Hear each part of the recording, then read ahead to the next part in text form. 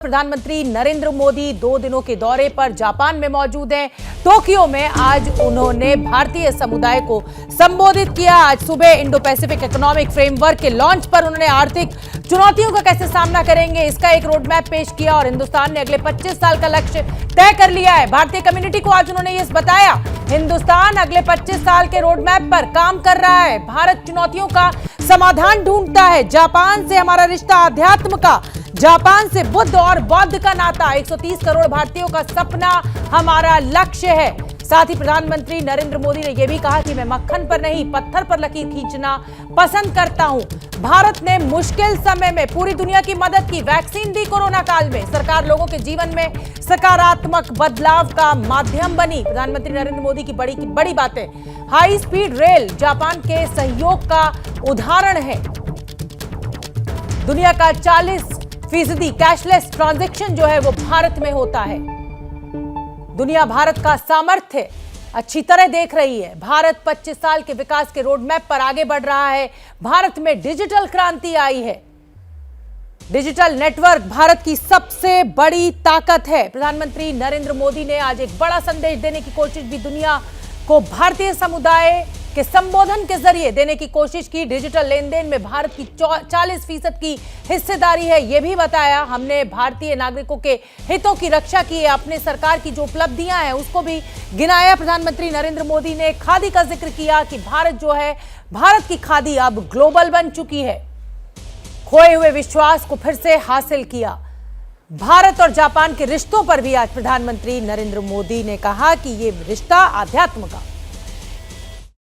मेरा जो लालन पालन हुआ है,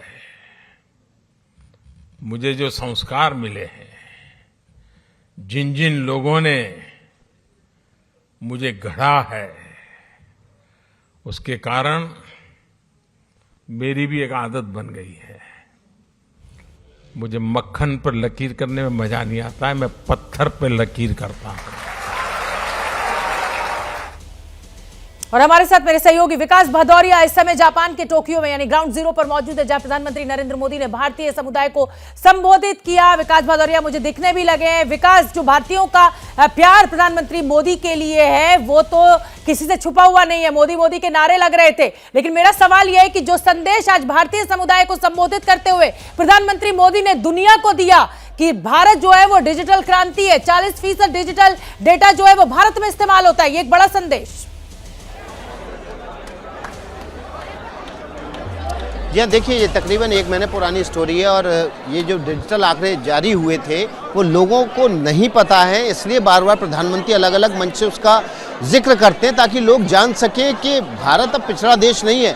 उसने डिजिटल क्रांति की है और डिजिटल पेमेंट में वो 40% दुनिया का हिस्सेदारी करता है और दुनिया में सबसे ज़्यादा अगर डिजिटल पेमेंट किसी देश में होते हैं तो भारत में होते हैं। लेकिन उससे भी बड़ी बात उन्होंने कही, उन्होंने कहा कि सुभाष चंद्र बोस ने कहा था कि हर भारतीय को एक बार जापान आना चाहिए। अब वो कहते हैं कि केवल जापानी नहीं बल्कि दुनिया के हर नागरिक को एक बार भारत ज़रूर आना चाहिए।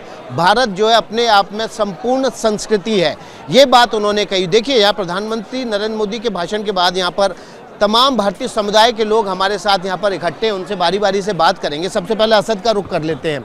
असद, प्रधानमंत्री के भाषण को सुनने आप आए, क्या खास बात लगी? क्या आप घर ले जा रहे हैं? क्या आप बात है जो अपने घर वालों को बताएंगे कि पीएम ने ये कहा है? जी, पीएम से मिलने के बाद मुझे इंडिया की टेक्नोलॉजी के बारे में कुछ अच्छी बातें पता चली। उन्होंने ग्रीन हाइड्रोजन की बात की और अगर हम देखें तो future is too dark if you use the fossil fuels.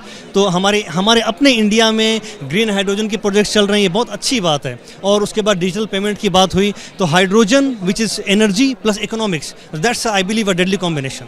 सो ये बहुत ही अच्छा है और I represent kind of youth in Japan. I've been living in Japan for last 12 years. So एक काफ़ी अच्छा एक वाइब मिला, काफ़ी अच्छा एक किक मिला हम लोगों को, क्योंकि यहाँ पे हर वक्त हर तरफ हम देखते हैं कि बहुत पीस है। We want the same kind of peace in our country and same kind of technological development in our country. I believe I will be able to, I should be able to do it for my country in the future. Bharat में किस तरह के piece को आप ढूंढ रहे हैं? Technological peace I would say. और if you go to some other things, देखिए जापान टेक्नोलॉजी में इतना आगे क्यों है?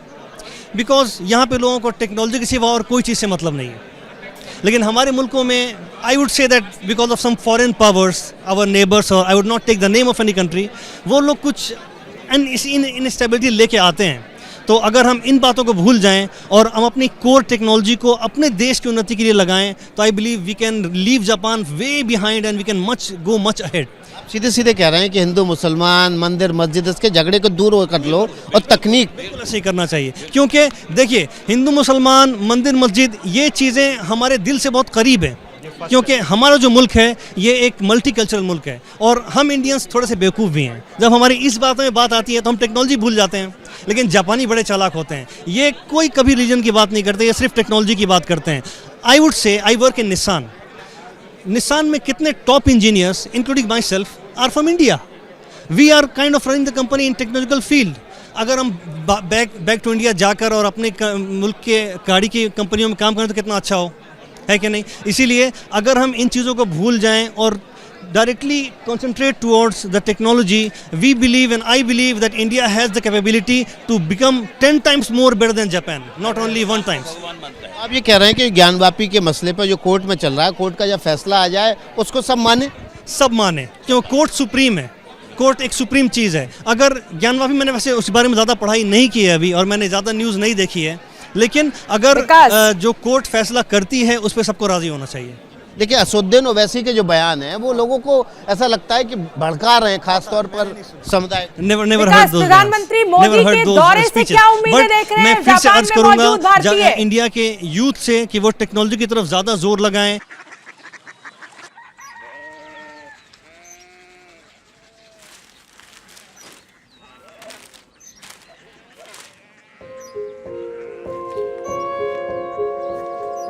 बाबा बाबा कोरिया सिटी जानी ना।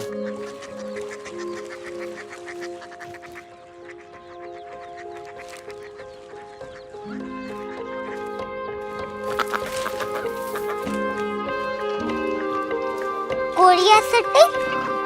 हाँ।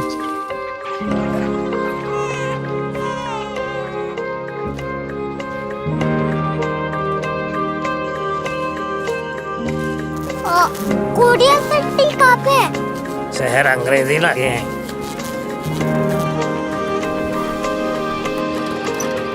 Korea city.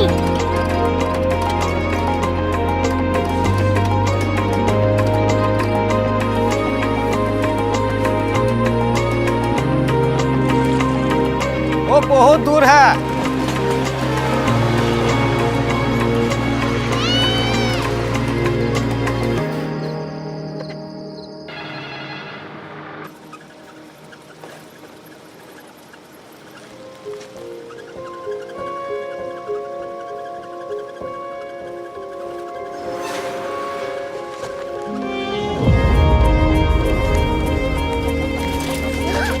Korea city.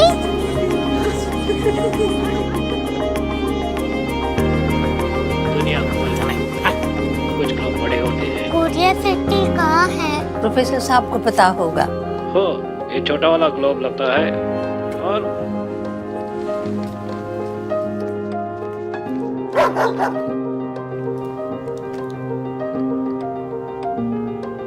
पता नहीं, मेरी बेटी से जाके मिल लो, शायद उसे मालूम हो।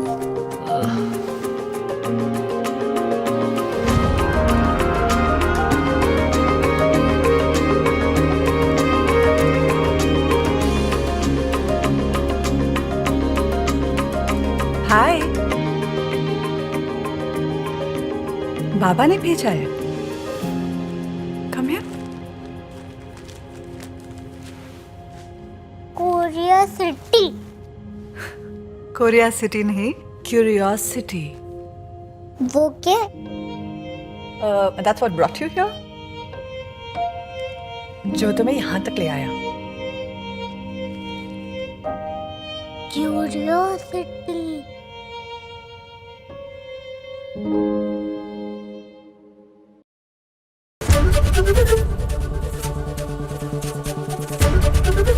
एबीपी न्यूज आपको रखे आगे।